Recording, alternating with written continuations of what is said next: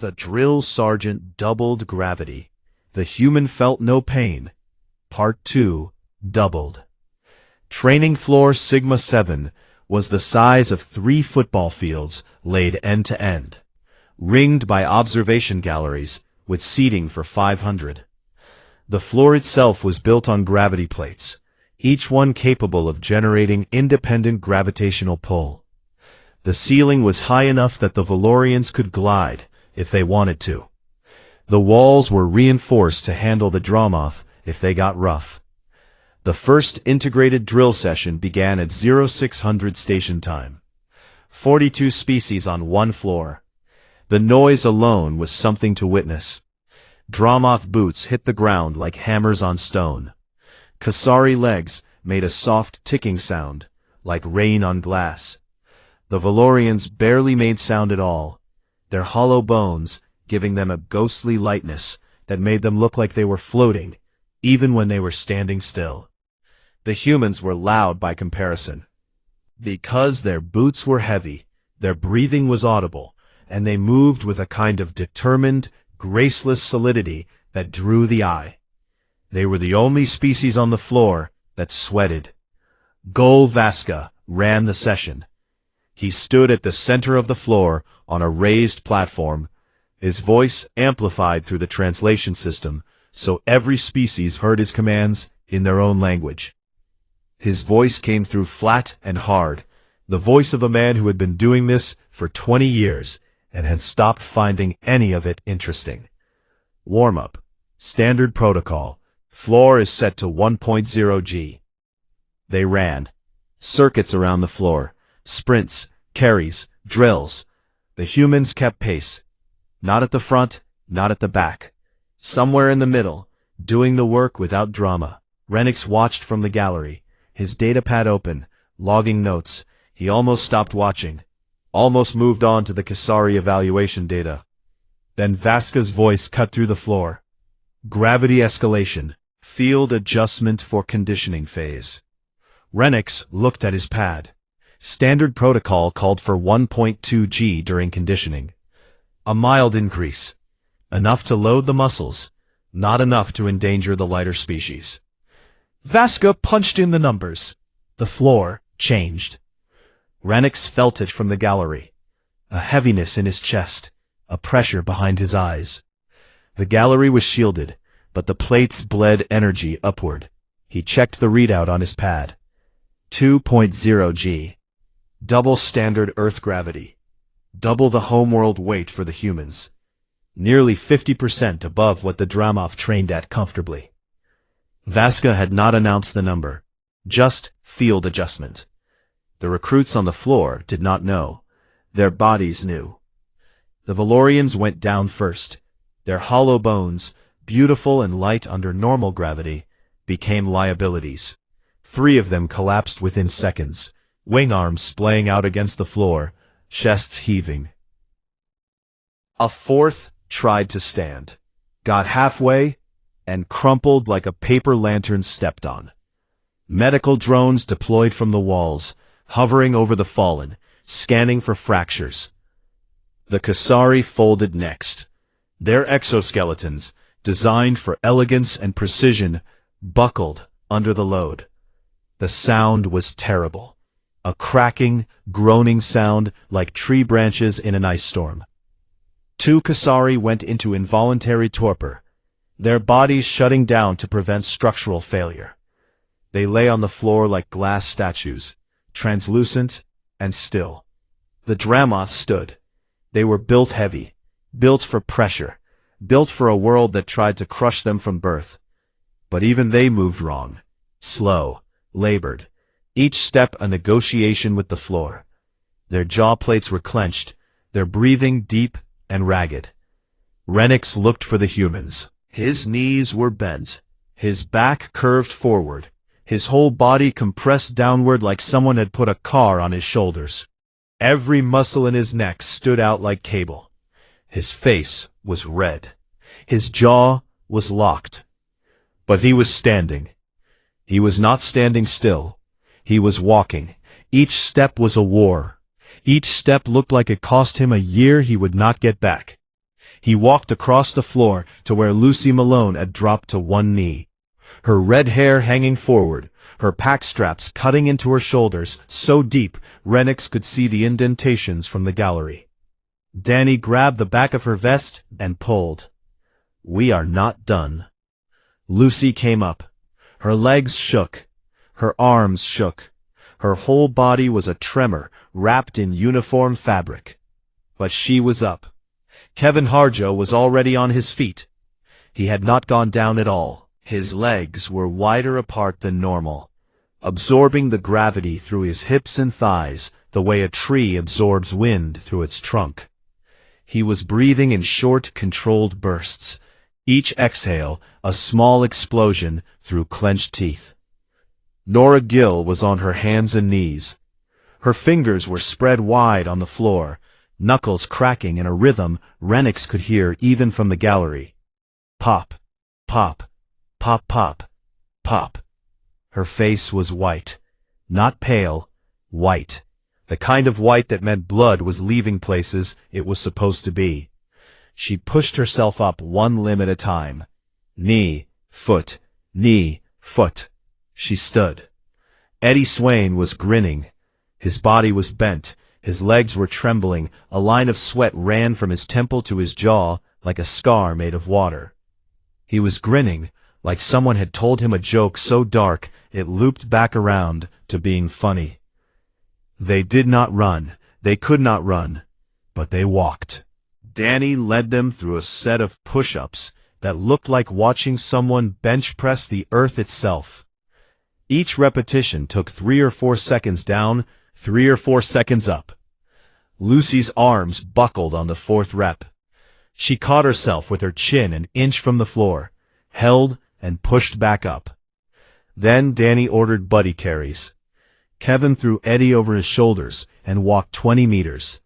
Eddie returned the favor, carrying Kevin the same distance, though Eddie staggered sideways on the last 5 steps, like a man walking on the deck of a ship in a storm. Nora carried Lucy. Lucy carried Nora.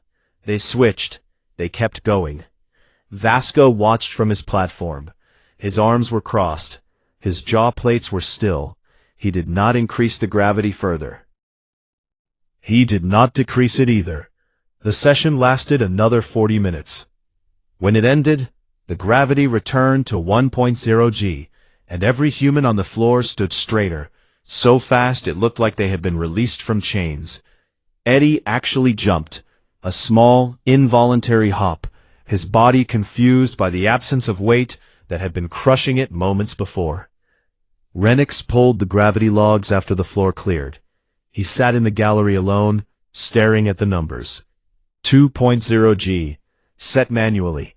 Override code, Vasca G, senior instructor. It was not an evaluation protocol. No conditioning drill called for 2.0 G. The standard maximum for mixed species sessions was 1.3 G, with 1.5 G requiring command authorization. Vasca had set it to 2.0 G without authorization, without announcement, without medical standby for the lighter species. It was not a drill. It was a message. Quit. Go home. You do not belong here. Renix expected injury reports. He checked the medical bay logs that evening. Lucy Malone was treated for bilateral shoulder inflammation. Kevin Harjo had a stress fracture in his left ankle. Nora Gill's hands did not stop trembling for 2 hours after the session. Eddie had deep muscle bruising across both thighs. None of them filed a complaint. Danny Coyle submitted his after-action report at 2200 hours. Renix opened it expecting a formal protest, a request for investigation, a demand for accountability. The report was 4 words. Training proceeded as scheduled. Renix stared at those 4 words for a long time. He understood something then, or the beginning of something. Danny Coyle had known. He had felt the gravity shift, and he had known it was wrong, and he had not stopped his people. He had not shielded them. He had let them hurt. Because in the economy of this station, in the silent algebra of respect that ran beneath every drill and every evaluation and every meal in the mess hall, Being seen suffering and refusing to stop was worth more than any show of strength, more than any complaint, more than any victory. The audition was not about winning. It was about not stopping.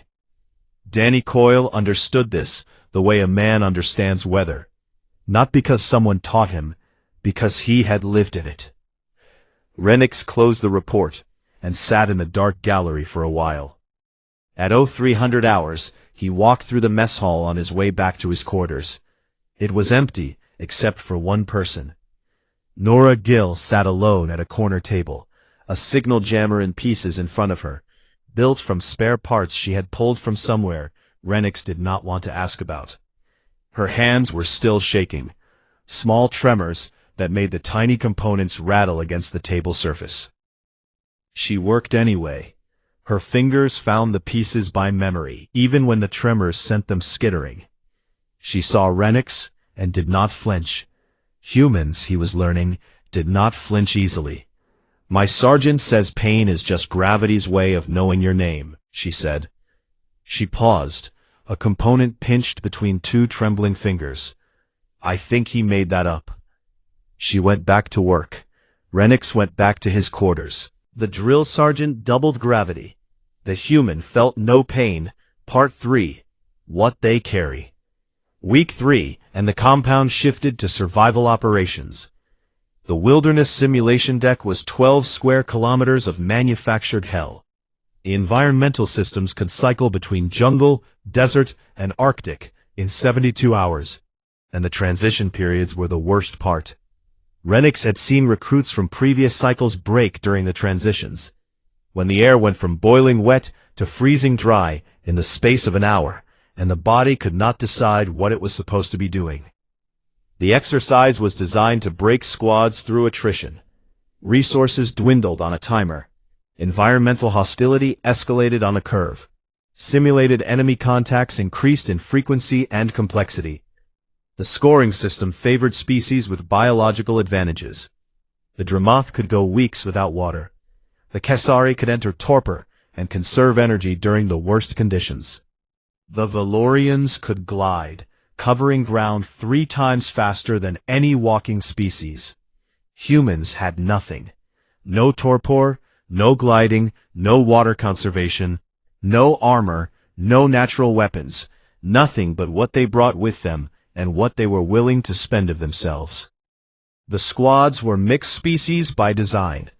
Danny Coyle's squad drew 3 Valorians, 2 Kesari, 1 Dramoth, and all 5 humans. The Dramoth was not Vasca. He was a younger one named Sorith, thinner than most of his kind, with scale patterns that had not yet darkened to full adult coloring.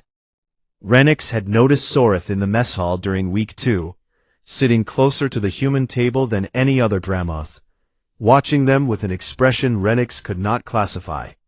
Not contempt, not curiosity exactly, something in between that did not have a word yet. He followed the squad into the simulation deck with a datapad and orders to document everything. The first 48 hours were jungle, thick air, wet heat, vegetation that grew in real time, closing paths behind the squad like the forest was swallowing them. The Valorians struggled. Their hollow bones did not handle heat well. Their cooling systems were designed for dry environments, and the humidity turned their feathers into wet rags. One of them, a young recruit named Pell, caught his wing arm on a branch during a rapid descent and fractured it in 2 places. He screamed. The sound a Valorian makes in pain is high and thin, like metal being scraped. It cut through the jungle noise and stopped everyone. Lucy Malone was there before anyone else moved. She dropped her pack, pulled her medical kit, and knelt beside Pell with a speed that had nothing to do with rushing and everything to do with having done this before, in places worse than a simulation. Pell flinched when she touched him. His good arm came up in a reflex that was not quite a flinch and not quite a defense. Lucy did not pull back. She held still, her hand on his shoulder, and she talked. She talked about nothing.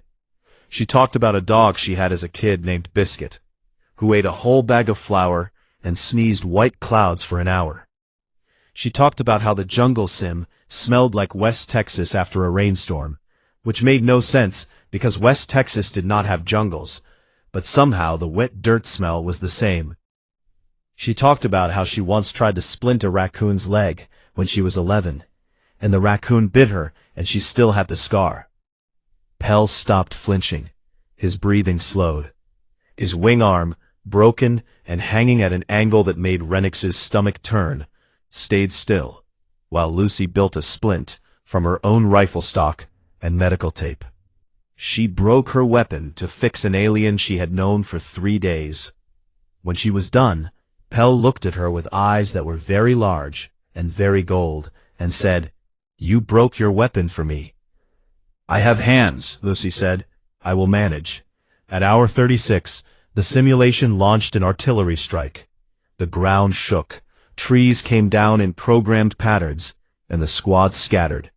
Soreth took a hit. A simulated concussive blast tagged his right leg, and the suit he wore locked the limb rigid to simulate the injury.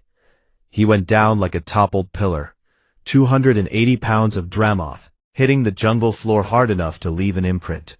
He could not walk. The simulation rules were clear. Injured members could be left at extraction points for pickup, and the squad would take a minor scoring penalty.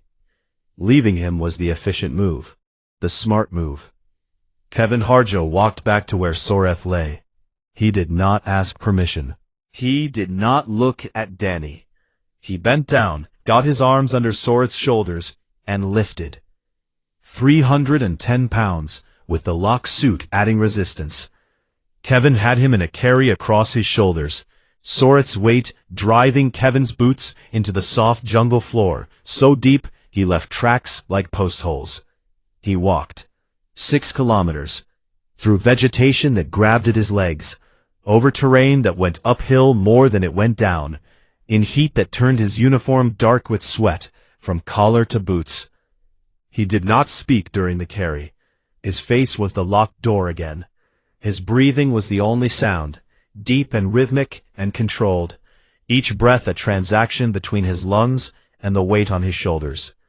When they reached cover, Kevin set Soreth down against a tree, with a gentleness that seemed wrong, coming from a man who had just carried 300 pounds for 6 kilometers.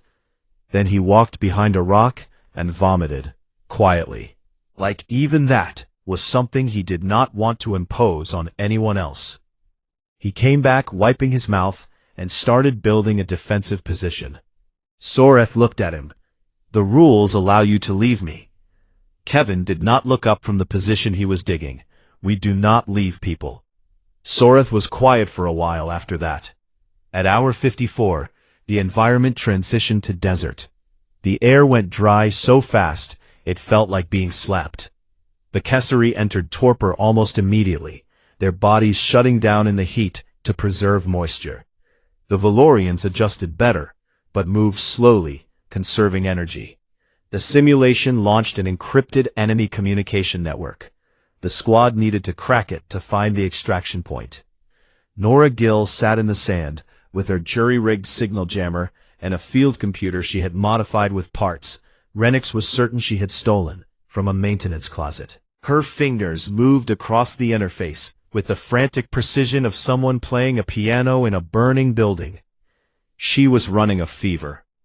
An insect bite from the jungle phase had gone red and swollen on her forearm, and she had not reported it because Danny had said, "Do not stop," and Nora had taken that literally. She cracked the encryption in 11 minutes. The previous record for a field decryption in the survival exercise was 2 hours and 14 minutes, set by a Kessari signals expert 4 cycles earlier. 11 minutes. Renix checked the log 3 times because he thought the system had made an error. Danny looked at Nora's arm, the swollen bite leaking heat, and said, "You should have gone to medical. You told us not to stop." Danny's face did something complicated. Not a smile, not a frown, a rearrangement that meant he was proud and angry at the same time, and could not show either. The night ambush came at hour 68. Arctic phase. The air was brutal and the dark was total. The squad was pinned by simulated enemy fire from 3 positions. The Kasari were still in torpor. The Valorians could not fly in the cold. Sorit's leg was still locked. Eddie Swain was the one who moved. He did not announce it. He did not ask. He rolled out of cover and ran into the open space between the squad and the enemy positions. He drew fire like a magnet pulls iron. 3 simulation hits tagged his suit. Chest, shoulder, thigh. Each one registered as fatal. The suit locked sections of his body in sequence. Chest hit, shoulder hit, thigh hit. The system tagged him as dead. Eddie did not stop moving. His body was half-locked by the suit, whole sections rigid and unresponsive, and he dragged himself forward on the parts that still worked. He kept firing. The shots were wild, inaccurate, fired from a body that was supposed to be a corpse, but they created chaos. The enemy positions redirected toward him. Danny flanked left, Kevin flanked right. The enemy positions collapsed in 90 seconds. The simulation judges ruled Eddie's actions as a tactical failure. He had died. His individual score dropped to 0 for the exercise. Later in the cold dark of the Arctic sim, Danny pulled Eddie aside. The others could not hear. Renix could, barely, his Valorian ears catching the low flat words. "You do not get to die for us," Danny said. "You get to live for us. There is a difference." Eddie looked at him. His face was young, 19 years of life, and 3 simulated fatal hits, and a body that had kept fighting after it was told to stop. "I did not think about it," Eddie said. "I just went." "I know," Danny said. "That is why I'm telling you now. Think about it. Choose to live. Dying is easy. Living through is the hard job." But something moved behind his eyes. A shift like a gear catching. That night, Renix wrote his first interim report to Compact Command. He sat in his observation tent, with the cold pressing against the walls, and typed words he had not planned to type. Recommend reclassification of human tactical doctrine. Their resilience is not physical. It is relational. They do not endure pain for themselves. They endure it for each other. I do not have a metric for this. I am not certain one exists. He filed the report and stepped outside the tent to clear his head. The Arctic sim stars were not real, but they were close enough to real that a person could forget. Danny Coyle was standing alone at the edge of the camp, looking up at the viewport strip that ran along the ceiling of the simulation deck. Through the narrow glass, a thin line of actual stars was visible. Somewhere in that line, too small to see, was Earth. Danny was holding something in his hand. Flat. He looked at it for a long time. Then he folded it into his pocket and walked back to camp to check on his people. Renix did not ask what it was. Some things a person carries are not for anyone else to see. The drill sergeant doubled gravity. The human felt no pain. Part 4, the rupture. Week 6, the arena. Full contact combat evaluation. Every species sent their best recruit into the ring against a Dramoth opponent. It was tradition. It was also, Renix had come to understand, a performance. The Dramoth had won every cycle for 19 years. The fights were not to the death, but the line between controlled combat and something worse was thinner than anyone in the compact liked to admit. Medical intervention was the only acceptable end. Not surrender, not tapping out. A body had to be broken enough that the doctor stepped in. That was how a fight ended on Cathara Station. The arena was gravity neutral, equal ground, no advantages, no handicaps, just 2 bodies, and whatever they brought with them. Danny Coyle nominated Kevin Harjo. The other 4 did not argue. Not because they could not fight, because they understood what the rest of the station was about to learn. Kevin was the one. He had always been the one. He fought the way weather happens, not with drama, with pressure that does not negotiate.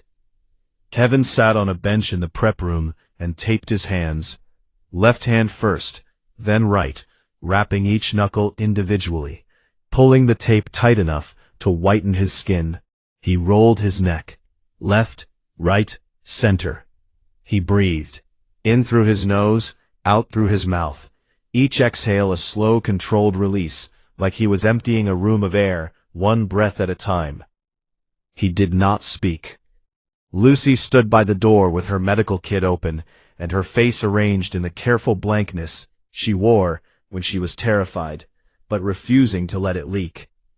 Nora sat on the floor with her back against the wall, cracking her knuckles in a rhythm that sounded like a countdown. Eddie stood with his arms crossed and his jaw tight, the looseness gone from his body for the first time since Renix had met him. Danny stood in the center of the room. He looked at Kevin. Kevin looked back. Something passed between them that did not use words. An agreement, a promise, a transaction made in silence that Renix could feel but not translate. "Go," Danny said. Kevin stood and walked to the arena. His opponent was already there. Torek, young for a Dramoth, fast, lean by Dramoth standards, which still meant he outweighed Kevin by 60 kilos and stood a full head taller. His scale pattern was dark and uniform, the coloring of a Dramoth who had never lost a fight. His chest plates gleamed under the arena lights. Beneath those plates, beneath the visible armor, lay subdermal plating that could turn a blade. Kevin walked in barefoot, tape on his hands, shorts, nothing else. The gallery was full, 500 seats, every one taken. Dramoth, Kesari, Valorian, and a dozen other species. Renix found his seat and opened his datapad. His hands were not steady. He was not sure when that had started. Soreth was in the gallery. His leg had healed. He sat alone, separated from the other Dramoth, watching the ring with an expression Renix still could not name. The signal sounded. The fight began. Round 1. Torek closed the distance in 2 steps, faster than something that large should be able to move, and hit Kevin with a right hand that started at his hip and ended against Kevin's jaw. The sound was wet and heavy, like a sandbag dropped on concrete. Kevin went down. His body hit the mat and bounced once, and then he was on his back, staring at the ceiling, his vision doing things that vision should not do. "Get up." He got up. Torek hit him again, a body shot this time, a hammering left that caught Kevin below the ribs and folded him in half. Kevin staggered backward, his legs crossing, his body trying to find a center of gravity that kept moving. "Get up." He straightened. Torek came forward again, and Kevin clinched, wrapping his arms around the Dramoth's torso and holding on. Not a technique, a survival mechanism. His face was pressed against Torek's chest plates, and his feet were dragging as Torek tried to push him off. The round ended. Kevin walked to his corner. Danny said nothing. He handed Kevin water. Kevin drank, spat, and stood up before the rest period was over. Round 2. Kevin came out different, lower, faster. He stopped trying to trade power with something that had more power than he would ever have. He moved. Left, right, angles that Torek's bulk could not follow. Kevin was not fast in the way a Kesari was fast, all geometric precision and calculated efficiency. He was fast in the way a man is fast when he has learned that standing still means getting hit, and getting hit means the floor, and the floor means done.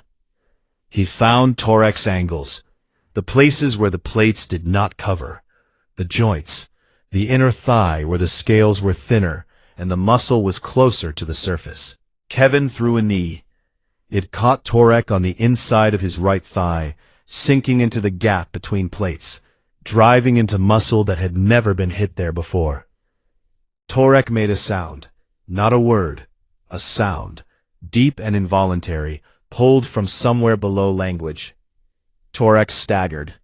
The gallery went quiet. 500 beings from dozens of species, and the silence was so complete that Renix could hear Kevin breathing. Round 3. Torek was angry now, not the controlled aggression of a trained fighter. Something that had been hit, in a place it did not know it could be hit, and did not like the discovery. He pinned Kevin against the cage wall, and delivered 3 hammer fist strikes to Kevin's ribs. The first one made a sound that Renix felt in his own chest.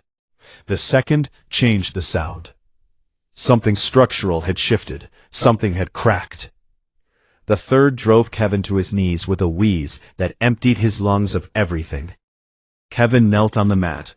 His right arm was hanging wrong. His breathing came in shallow little sips, each one a negotiation between his lungs and his ribs about how much air they could afford. Blood ran from his split lip and dropped onto the white mat in spots so red they looked fake. Too bright, too alive. The gallery stared at the blood. Most of them had never seen human blood before. Valorian blood was blue. Dramoth did not bleed externally. Kasari had fluid, not blood. Human blood was red and warm, and it fell from Kevin's face and pooled on the mat like something that should have stayed inside. The medical team moved toward the ring. Kevin raised his left hand, palm out. Stop. He got up. One leg under him, then the other. His right arm stayed down, the shoulder wrong, the joint making sounds joints should not make. His left hand came up, guard position, his weight shifted to his back foot. He was standing. Torek did not move. For the first time in the fight, the Dramoth hesitated. Not from fear, Renix could see that. Not from mercy, from confusion. Pure, unprocessed confusion. Every species in the compact had a pain threshold that triggered involuntary shutdown. The Dramoth had it. The Kessari had it. The Valorians had it. A biological circuit breaker. When the body took enough damage, the system shut down. Consciousness faded. Muscles went loose. The body protected itself from the mind's refusal to stop. Humans did not have one. Kevin had broken ribs, a damaged shoulder, internal bruising that the medical scanners would later measure across 40% of his torso. His body had passed every threshold that would have shut down any other species on the station. Nothing shut down. He stood there, bleeding, broken, breathing in those small ration sips, and he looked at Torek with eyes that were clear, not glazed, not fading, clear and present and fully aware of exactly how much everything hurt. That was the part that broke the silence.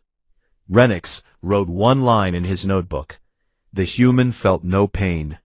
He crossed it out immediately. It was wrong. Kevin felt everything. Every cracked rib. Every torn fiber in his shoulder. Every drop of blood leaving his body. He felt all of it. He stood up anyway. That was the terrifying part.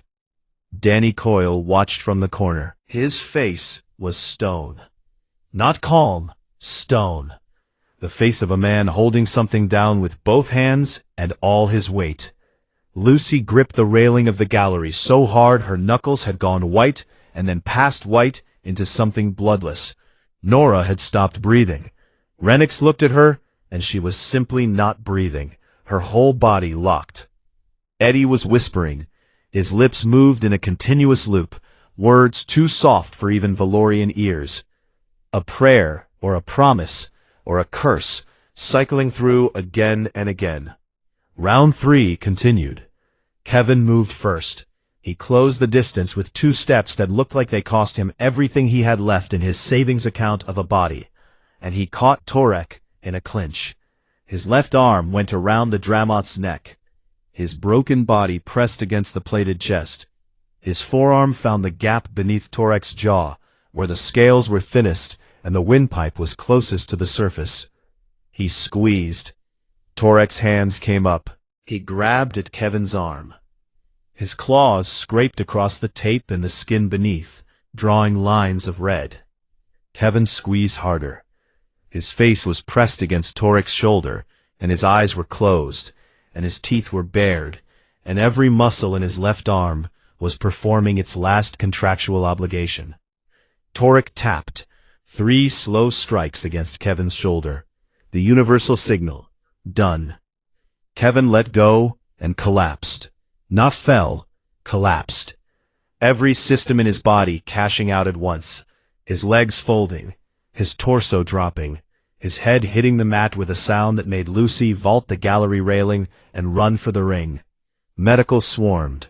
3 broken ribs, hairline fracture in his left forearm, torn rotator cuff, internal bruising that painted his torso in colors the doctors had to look up, because they had never treated a human before. Kevin was smiling. Flat on his back, blood on his face, body wrecked, and he was smiling. Not a grin, not triumph. The small, quiet smile of a man who paid the price that was asked and did not try to negotiate. The gallery was silent. Then Golvaska stood up. Rennick saw it happen.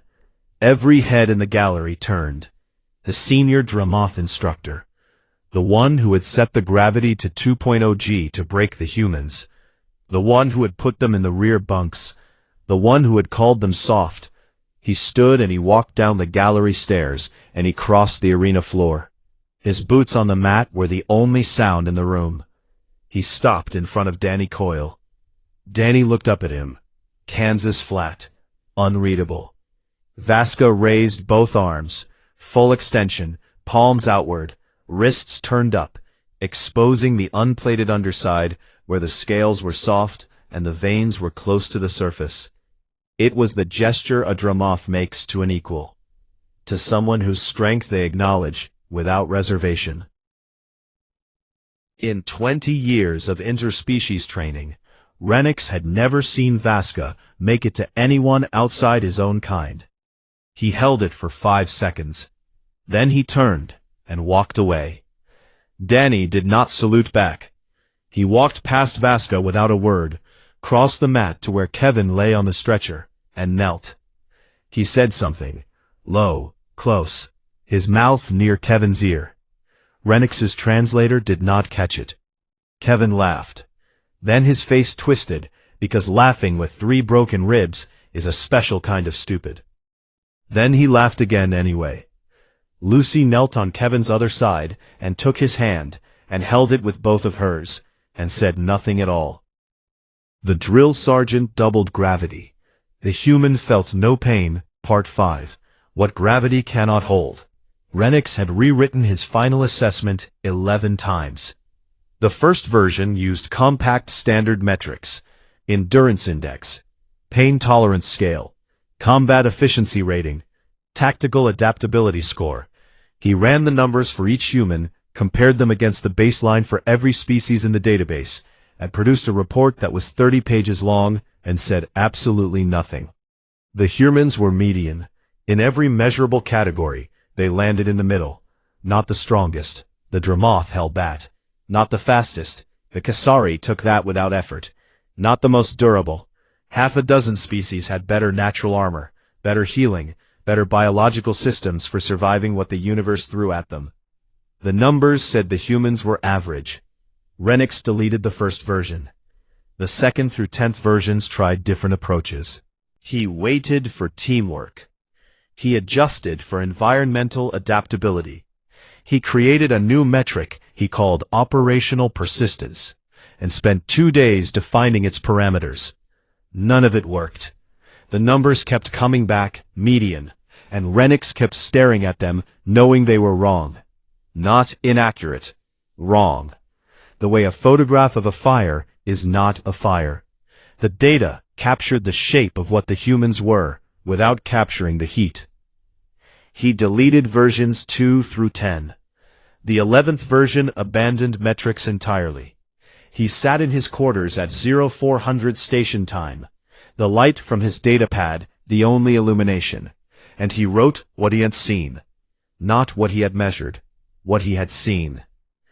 The humans do not outperform other species in any single measurable category. They are not the strongest, the fastest, the most durable, or the most tactically sophisticated. By every established index, they are median. Unremarkable. This assessment is incorrect. What the humans possess is not captured by our instruments. They have a capacity that I lack a precise term for. It is the ability to absorb suffering without breaking. Not without feeling. They feel everything. Their biology offers them no shutdown, no torpor, no circuit breaker. When pain comes, they experience it fully, completely, with total awareness. And then they stand up. But that is not the thing. That is not what separates them. What separates them is that they do not do this for themselves. They redistribute pain across their social unit. Private Harjo carried a Dremoth 6 kilometers, not because his body could handle the weight, but because leaving Soreth behind was a weight his mind could not carry. Corporal Malone broke her own weapon to splint a Valorian's wing because in her calculation, his pain outranked her firepower. Private Gill solved the decryption problem with a fever and shaking hands because her sergeant told them not to stop, and she loved him enough to listen. Private Swain ran into simulated fire and died on his feet because his people were pinned, and his body was the only resource he had left to spend. And Sergeant Coyle carried all of it. Every injury his people took, every insult this station gave them, every quiet cruelty dressed up as protocol. He carried it behind a face so flat and still it could have been carved from the dirt of his homeworld.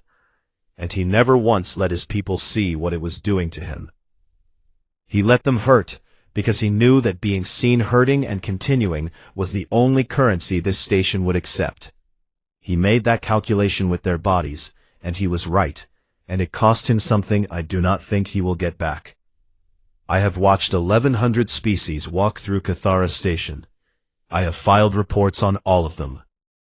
I have measured strength, and speed, and resilience, and tactical ability, and every other metric the Compact uses to determine whether a species deserves a seat at the table. None of those metrics would have predicted what I saw.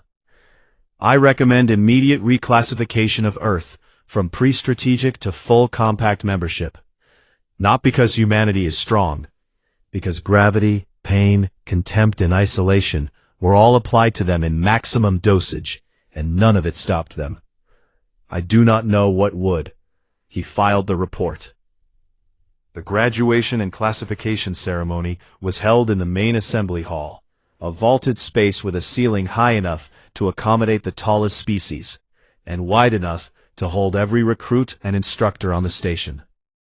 The Compact High Command attended via holographic relay, their images projected as massive translucent figures along the far wall, like gods made of light and committee decisions. The humans stood in formation. 5 of them, the same 5 who had walked off a shuttle that docked too hard and crossed an intake bay full of laughter without looking up. They looked different now. Not larger, not more impressive, more worn. The kind of different that comes from being ground against something hard and not being ground away.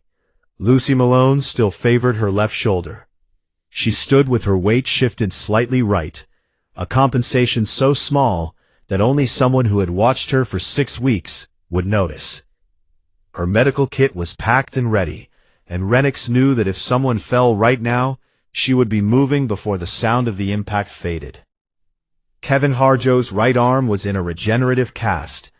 The Compact's medical technology could heal a fracture in days, but the tissue around the breaks was still tender, still remembering what had been done to it. He stood with his shoulders level anyway. His face was the locked door again, but Renix had learned to read the hinges. There was peace in there. The specific peace of a man who has paid his debts. Nora Gill's hands had a fine tremor. The doctors said it might never fully go away. The nerve damage from the gravity session had healed on the surface, but left something underneath, a vibration in the wiring that might be permanent. She held her hands at her sides and let them shake, and did not hide it. The signal jammer she had built from stolen parts was in her pack. It worked better than anything, the compact had fielded in 10 years. Eddie Swain had a scar across his jaw from a training accident in week 4 that he had never reported. He stood at the end of the line with his chin up and his body still, the looseness gone, replaced by something that looked like the same material but had been heated and cooled into a harder shape. He was 19. He looked older, not in his face, in his stillness. Danny Coyle stood in front of them, parade rest, feet apart, hands behind his back. His uniform was pressed. His boots were clean. His face was Kansas flat, the expression he wore like armor, the blankness that kept the world from seeing what he was holding. But Renix saw it now. He had spent 6 weeks learning to read the geography of that face, and he saw what was behind the flatness. Pride. Not the loud kind. Not the kind that announces itself. The kind that has weight. The kind that presses down on a man's chest and makes it hard to breathe because the feeling is too big for the space it is in. Danny Coyle was proud of his people, and the pride was so concentrated it had its own gravity. The ceremony proceeded. Species were evaluated. Classifications were announced. Most were unchanged from the previous cycle. The Dramoth retained their top-tier combat rating. The Kasari kept their strategic classification. The Valorians were upgraded in reconnaissance. Earth's classification came last. The High Command hologram at the center of the wall, a species Renix did not recognize and had never been told the name of, spoke in a voice that was translated into 42 languages simultaneously. The question before this body is the reclassification of Earth, currently designated pre-strategic, to full compact membership with integrated military standing. A pause. The hall was silent. The vote is unanimous. Earth is admitted. Renix had expected argument, debate, the Dramoth delegation objecting, the Kasari demanding additional evaluation cycles, some bureaucratic delay that would push the decision another 50 years down the road. Unanimous. He looked at Vaska.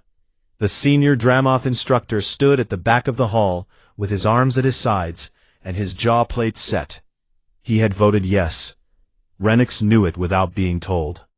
The salute in the arena had been the vote. Everything after was paperwork. Soreth, standing near the Dramoth contingent, but not quite with them, let out a breath that Renix heard from 10 meters away. Relief.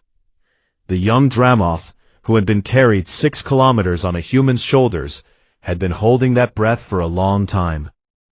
Pell, the Valorian whose wing arm Lucy had splinted with a broken rifle, raised his good wing in the Valorian gesture of acknowledgement.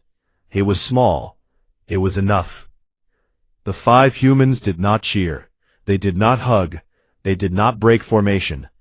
Danny Coyle said, "At ease." They relaxed. Lucy put her hand on Kevin's good shoulder. Kevin put his casted hand on Eddie's back. Nora cracked her knuckles in a rhythm that sounded, for the first time, like something other than nervousness. It sounded like satisfaction. Eddie looked at Danny and said, "So we are done?" Then his face did something it had not done since the first day on the station. The looseness came back. The swagger. The kid from Camden who had learned to look unbothered resurfaced through the soldier who had learned to be still. He grinned. "Cool," Eddie said. Lucy laughed. Kevin smiled. Nora cracked her knuckles one more time and then put her shaking hands in her pockets. The hall emptied slowly. Species filed out in groups, returning to their barracks to pack. The training cycle was over. Ships would come. They would all go home. Renix stayed in the hall until it was nearly empty. He closed his datapad. His report was filed. His work was done. He found Danny Coyle on the observation deck. The same place, the same viewport, the same blue dot, too small to see among the billions of stars. But Danny was looking at it anyway. the way a person looks at a place they have not been in a long time, but have never left. He was holding the photograph. This time he was not hiding it. He held it in front of him, angled slightly so that the light from the viewport fell across it, and Renix was close enough to see. A woman with dark hair, standing in front of a farmhouse. A small boy beside her, maybe 4 years old. The boy was waving at the camera with both hands, the frantic double wave of a child who has not yet learned that one hand is enough. The woman was smiling. Behind them, the farmhouse sat in a flat landscape that went on forever. No hills, no trees, just land and sky, meeting at a seam so straight it looked drawn with a ruler. Kansas. Danny looked at the photograph for a long time. His thumb moved once across the surface. A small motion, barely visible. Then he folded it and put it back in his pocket. He pressed his hand against the viewport. Palm flat, fingers spread. The glass was cold, and the stars behind it were very far away, and the blue dot he could not see was farther still. His hand stayed there, reaching for something that distance would not let him touch. He held it there for a long time. Then, Sergeant First Class Danny Coyle turned away from the viewport and walked back down the corridor toward the barracks, where his people were packing their things and telling jokes and nursing their wounds and waiting for him, because that is what his people did. They waited for him, and he came back, and that was the deal they had made, without ever speaking it aloud. Renix watched him go. He did not follow. He stood at the viewport and looked at the stars and thought about what he had written in his report. The last line, "I do not know what would." He thought about it for a long time. He never did find an answer. The drill sergeant doubled gravity. The human felt no pain. Part 1. The Soft Ones. Renix Tolvar had been filing intake reports at Cathara Station for 6 years, and in that time he had watched 1,100 species walk through the airlock. He had seen the Dromoth lumber in like armored trucks.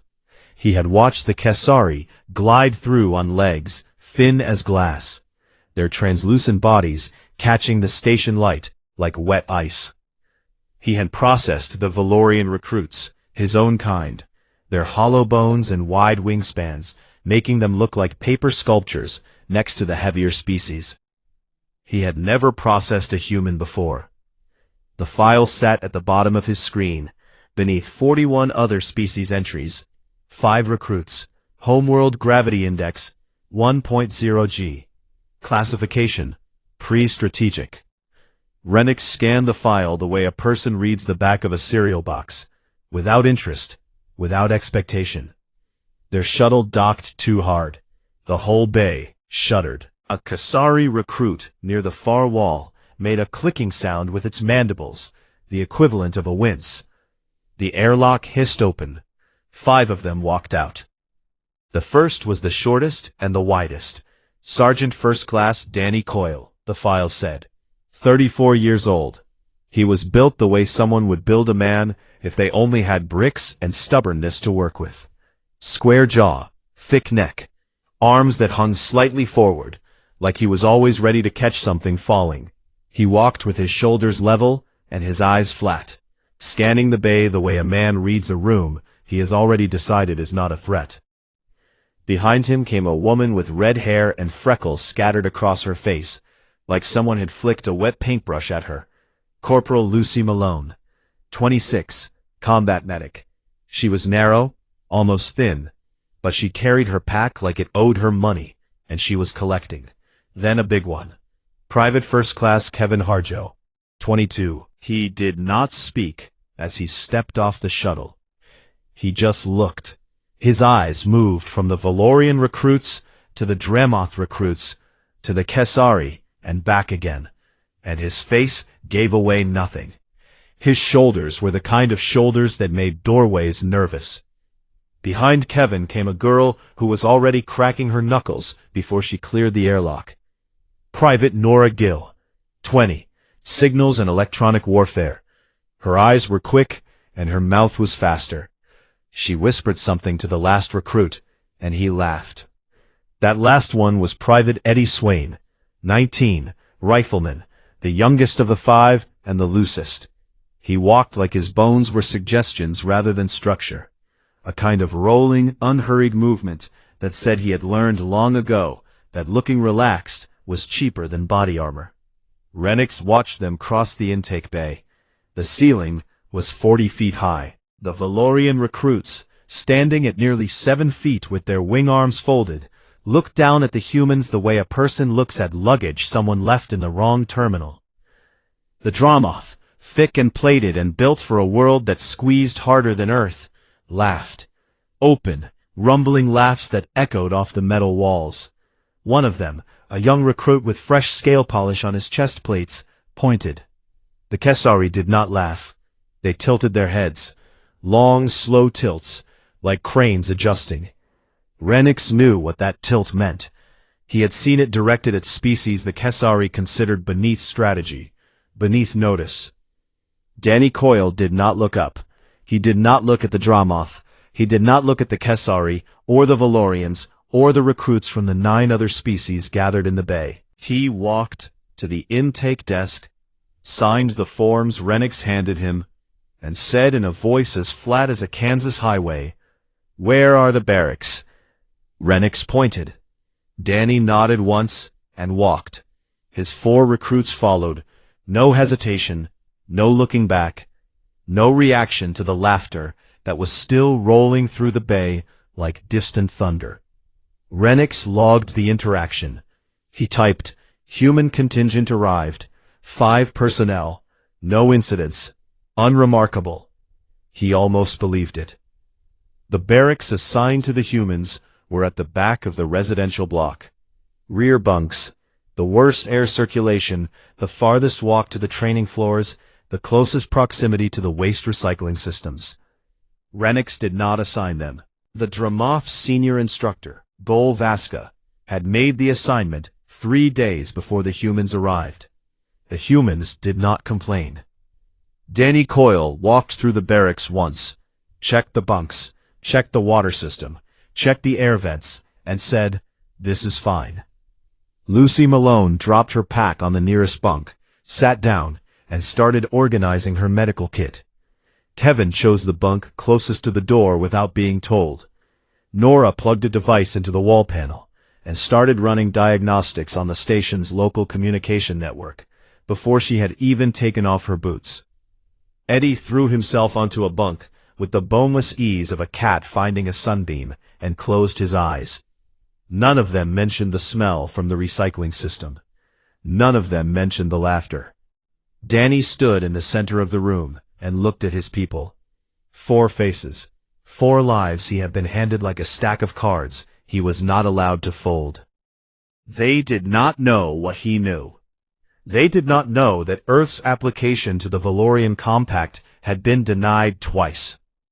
They did not know that every other species on this station saw them as a curiosity at best, a joke at worst. They did not know that if they washed out of this training cycle, their planet would be locked out of galactic standing for another 50 years. Danny knew. He carried it the way he carried everything. Quiet, level, packed tight behind that flat expression, like cargo in a hold no one was allowed to inspect. "Listen up," he said. 4 sets of eyes found him. "We are here to train. We are here to pass. We are not here to make friends, prove points, or teach anyone a lesson about what humans can do. We are here to do the work. Every day, every drill, every session. No complaints, no excuses, no shortcuts." He paused. "They are going to test us. Not the training. Them. The other species. The instructors. They are going to push and poke and see what makes us quit." Eddie opened one eye from his bunk. "Nothing makes us quit," Danny said. "That is not motivation. That is not a speech. That is the job. Understood?" 4 voices. Understood. Danny nodded. "Get some sleep. Morning comes early on a space station. He walked to his own bunk, the one farthest from the door, sat down, and removed his boots with the mechanical precision of a man who had done it 10,000 times. He did not lie down. He sat in the dark, after the lights dimmed, listening to his recruits breathe, listening to the station hum around them, listening to the alien sounds of a place that did not want them. Down the corridor, in the instructor's lounge, Gol Vasca sat across from a Kesari training officer and drank something thick and dark from a bowl. "The humans," the Kesari said, tilting its head. "You placed them in the rear barracks," Vasca said. "They are rear bunk species." The short one, the sergeant, he signed the forms and said nothing. Nothing to say. Vasca set the bowl down. "Give the soft ones a week. Their bones are not made for this. Their skin tears. Their muscles burn under load. They will request transfer or medical discharge before the first evaluation." The Kesari tilted its head the other way. "And if they do not?" Vasca's jaw plates shifted. The Dramath equivalent of a smile that was not a smile.